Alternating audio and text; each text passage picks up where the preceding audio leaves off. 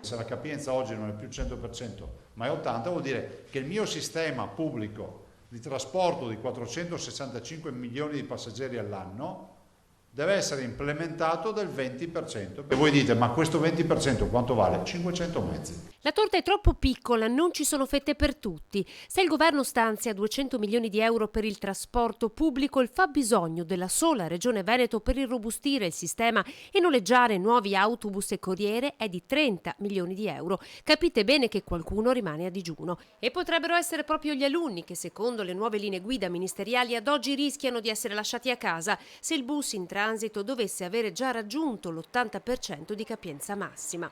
Il problema è grave, tenendo conto che tra meno di 2 settimane il sistema sarà messo a dura prova con l'inizio della scuola. Ci sono problemi amministrativi perché comunque bisogna contrattualizzare quelli che guideranno e porteranno i mezzi, diciamo, in aggiunta, i bis, i famosi 500 mezzi. C'è un problema di sicurezza perché quando l'autista arriva a Preganziole ha l'80% saturato di capienza, deve lasciare a piedi qualcuno. Dati alla mano, in Veneto viaggiano ogni anno 465 milioni di persone, 45 milioni prendono il treno, 145 milioni il vaporetto, 275 milioni salgono sull'autobus. Per il trasporto, solo su rotaia, servono 500 mezzi. Sul Ponte della Libertà transitavano in pre-Covid 122 mezzi dalle 7 del mattino, dalle 7 alle 8 del mattino, in un'ora.